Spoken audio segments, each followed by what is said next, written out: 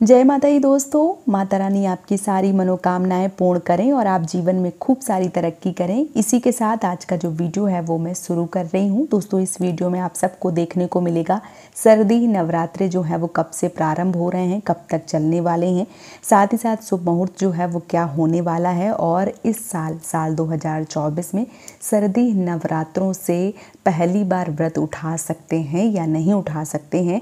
आज के वीडियो में संपूर्ण जानकारी जो है वो आप सबके साथ शेयर करने वाली हूँ। तो चलिए शुरू करते हैं आज का वीडियो। शक्ति की देवी माँ दुर्गा को समर्पित सर्दी नवरात्रि 9 दिन देवी दुर्गा भक्त पर कृपा बरसाने धरती लोक पर आती हैं और दुर्गा नवमी पर माता अपने लोक लौट जाती हैं।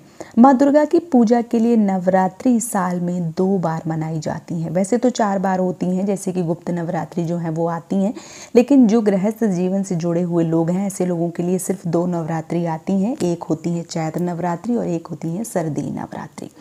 आश्विन माह में देवी दुर्गा का पर्व सर्दी नवरात्रि के रूप में मनाया जाता है। इन 9 दिनों में माता ने असुर राज महिषासुर से वध कर उसका संहार किया था और इसीलिए सर्दी नवरात्रि जो है वो मनाई जाती हैं। साथ ही साथ सर्दी नवरात्रि जो है वो कब से प्रारंभ हो रहे हैं, तो आने वाली 3 अक्टूबर से नवरात्रि जो है वो प्रारंभ हो रही हैं। इनका समापन 12 अक्टूबर को होगा। 12 अक्टूबर को जो दशहरा का पर्व है वो मनाया जाएगा। साथ ही साथ सर्दी नवरात्रि सभी नवरात्रियों में सबसे अधिक लोकप्रिय हैं एवं महत्वपूर्ण नवरात्रि मानी गई हैं। इसमें 9 दिन तक पंडालों में देवी की प्रतिमा स्थापित की जाती है, गरबा किया जाता है, जगराता किया जाता है, दुर्गा पूजा के बहुत सारे अनुष्ठान जो है वो शामिल किए जाते हैं। पंचांग के अनुसार अश्विन माह के शुक्ल पक्ष की प्रतिपदा तिथि जो है वो 3 अक्टूबर को सुबह 12:18 पर प्रारंभ हो रही है और अगले दिन यानी कि 4 अक्टूबर को प्रातः 2:58 पर समाप्त हो रही है। ऐसे में जो नवरात्रि है वो आने वाली 3 अक्टूबर को ही पूरी विधिवत रूप से जो नवरात्रि का पर्व है वो मनाया जाएगा। घट स्थापना की अगर मैं बात करूं तो सुबह 6:15 से लेकर सुबह 7:22 का जो समय है वो सर्वोत्तम है। 1 घंटे 6 मिनट का समय मिल रहा है। इस बीच आप कभी भी घट स्थापना कर सकते हैं। वहीं पे अभिजीत मुहूर्त की अगर मैं बात करूं तो दोपहर को 11:46 से लेके 12:33 मतलब 47 मिनट का जो समय है वो मिल रहा है आपको 11:46 से लेके 12:33 तक। तो इस बीच भी आप जो अभिजीत मुहूर्त है उसमें भी कलश की स्थापना कर सकते हैं। जो कन्या लग्न है वो भी इसी दिन से प्रारंभ हो रहे हैं 3 अक्टूबर को सुबह 6:15 पर और कन्या लग्न जो है वो समाप्त हो रहे हैं सुबह 7:22 पर 3 अक्टूबर को ही। जो 3 अक्टूबर है उस दिन माँ शैलपुत्री की पूजन की जाएगी, प्रतिपदा तिथि रहेगी। तो पहला जो दिन है वो माँ शैलपुत्री का है, दूसरा जो दिन है वो माँ ब्रह्मचारिणी का, तीसरा माँ चंद्रघंटा का, चौथा माँ कुसमांडा का, 5वां स्कंद माता, 6वां जो है वो है कत्यानी माता, 7वां कालरात्रि माता और 8वीं महागौरी, 9वीं जो है वो सिद्धिदात्री के रूप में मना के और इसके साथ ही माता रानी का जो विसर्जन है वो किया जाता है।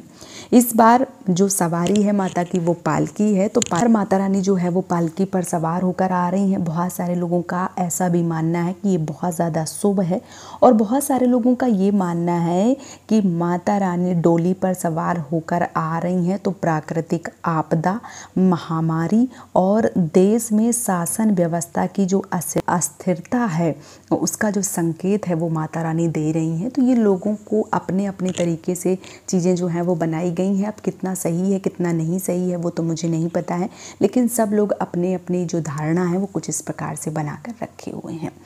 अगर मैं महत्व के बारे में एक नज़र डालूं तो सर्दी नवरात्रि का जो त्यौहार है वो अश्विन माह के शुक्ल पक्ष की प्रतिपदा तिथि से 9वीं तक जो है वो मनाई जाती हैं। सर्दी नवरात्रि चंद्रमास अश्विन में शरद ऋतु के समय आती हैं। शरद ऋतु में आने के कारण इन्हें सर्दी नवरात्रि कहा जाता है। पौराणिक मान्यताओं के अनुसार देवी दुर्गा ने संसार के कल्याण के खातिर सर्दी नवरात्रि के 9 दिनों में महिषासुर जो राक्षस था उससे युद्ध किया था और विजयदशमी पर उसका वध करके भक्तों की रक्षा करी थी। तब से ऐसी मान्यता है कि जो सर्दी नवरात्रि हैं वो मनाई जाती हैं।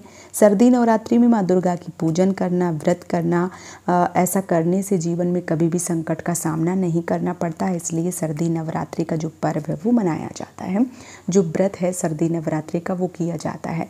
बहुत सारे लोगों के मन में ये प्रश्न आ रहा है कि पहली बार हम सर्दी नवरात्रि जो है वो करें या ना करें, या बहुत सारे लोगों के जो छूट गए हैं, कई बार करके बीच में छूट जाते हैं, तो उठाएं या ना उठाएं। तो देखिए यहाँ पे मैं दोनों चीज़ें जो है वो आपके साथ शेयर करने वाली हूँ कि आपको उठाना चाहिए या नहीं उठाना चाहिए।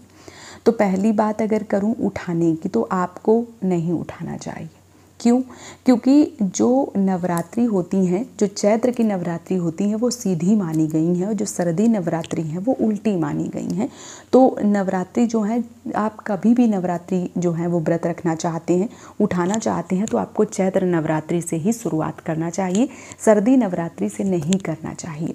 लेकिन सबके घर की परंपरा अलग होती है। अगर आपके यहाँ परंपरा है तो आप उठा भी सकते हैं। मैं आपकी मर्जी है, आप मतलब मानते हैं या नहीं मानते हैं, आपके घर की परंपरा जो है वो किस प्रकार से है।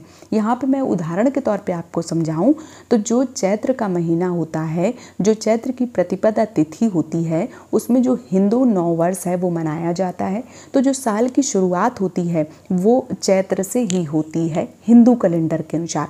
अब मान लीजिए जो हिंदी का कैलेंडर होता है, जो हमारे मतलब पहले से चला आ रहा है, जो हमारे पंचांग होते हैं, उसमें जो चैत्र का महीना होता है उसकी जो प्रतिपदा तिथि होती है उसमें नववर्ष लगता है, और तभी से साल की जो शुरुआत है वो मानी गई है। अब ये आप बोलो कि जनवरी से लग जाता है तो वो अंग्रेजी कैलेंडर हो गया, या जो अंग्रेज़ों की देन है उस प्रकार से जनवरी से होता है। लेकिन मार्च में जो चैत्र का महीना होता है, जो प्रतिपदा तिथि हो है, उसमें हिंदी का जो नव वर्ष है वो लगता है।